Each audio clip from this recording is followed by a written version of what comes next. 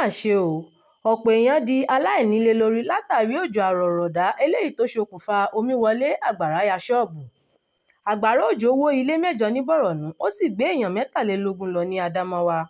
Ó kéré tán ilé 8 ló ti wó lulẹ̀ lẹ́yìn àgbàrá omi tó tẹ̀lé òjò tó rọ̀ fún ọ̀pọ̀ wákàtí nílùú Maiduguri tó jẹ́ olú ìlú ìpínlẹ̀ Bọ̀rọ̀nú. Ní nǹkan bíi aago 6 kọjá ìṣẹ́jú díẹ̀ láàárọ̀ àná Ọjọ́rú ní òjò náà bẹ̀rẹ̀ tó sì rọ̀ fún odidi wákàtí 3 gbáko, èyí tó sọ ọ̀pọ̀ èèyàn di aláìnílé lórí láwọn agbègbè bíi Bulunkutu, Abuja, Maiduganari, Igomari àtàwọn agbègbè míì tó súnmọ́ omi. Ẹnìkan tó ń gbé lágbègbè Bulunkutu tí orúkọ rẹ̀ ń jẹ́ Amadu Ibrahim sọ fún àwọn akọ̀ròyìn pé àgbàrá òjò wọ inú ilé òun ní nǹkan bíi aago 6 àárọ̀ kí òun tó kó àwọn mọ̀lẹ́bí òun jáde kúrò níbẹ̀. Ó ní, mo rí i tí omi bẹ̀rẹ̀ sí í wọlé lẹ́yìn wákàtí kan tí òjò bẹ̀rẹ̀. Mo sáré kó àwọn ọmọ mi jáde lọ síbi tí kò sí àgbàrá omi. Ẹlòmíràn tó ní ṣọ́ọ̀bù lágbègbè ọ̀hún sọ pé gbogbo ọjà òun ni omi gbé lọ. Wàyí o, iléeṣẹ́ ọlọ́pàá ti kéde pé àwọn ti bẹ̀rẹ̀ iṣẹ́ láti dóòlà gbogbo àwọn tí ọ̀rọ̀ náà kàn gbọ̀ngbọ̀n. Alukoro iléeṣẹ́ náà, ASP Nahum Daso ní lóòótọ́ ni àgbàrá òjò náà wó ilé 8 palẹ̀.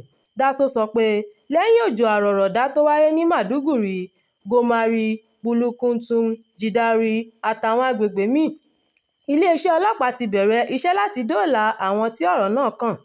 Ó ṣeni láàánú pé ilé 8 ló bá àgbàrá òjò náà lọ, àmọ́ ẹ̀mí ẹnikẹ́ni kò sọnù.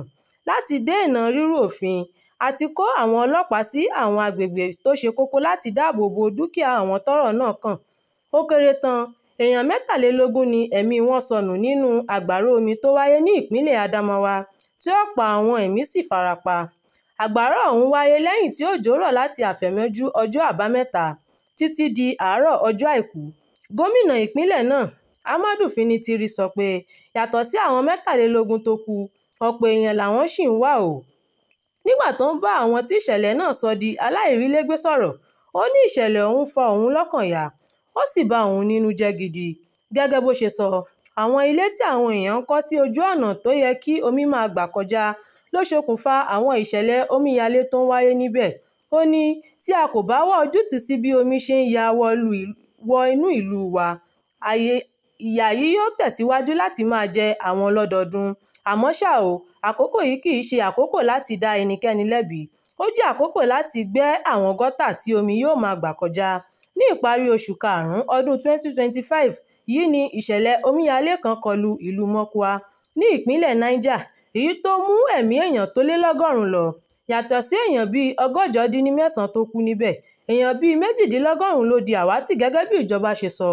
Àmọ́ àwọn èèyàn agbègbè ọ̀hún sọ pé iye èèyàn tí ìjọba kéde kéré ju àwọn tí ọ̀rọ̀ náà kàn lọ.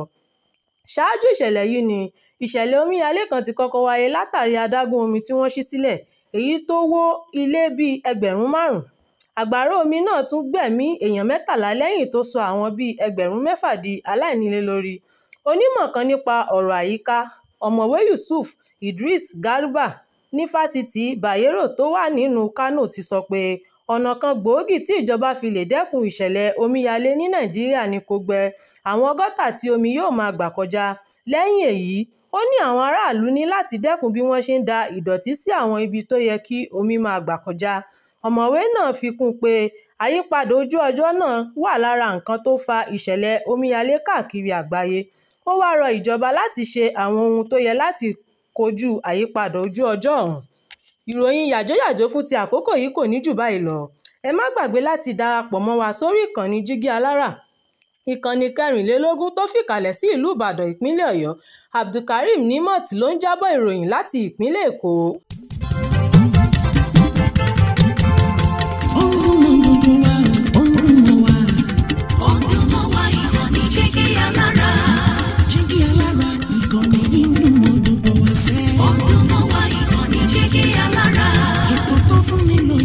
Ètò tó ń lani lọ́yẹ̀ wà ń bẹ̀. Ọdún mọ́ wá ìkànnì Jígí Alára. Ìròyìn lóríṣiríṣi tàbí mọ́ bó ṣe ń lọ láwùjọ.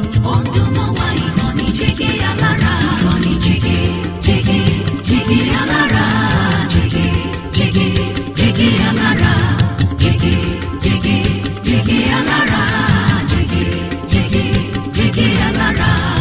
ìkànnì Jígí Alára 24 bàbá gbogbo.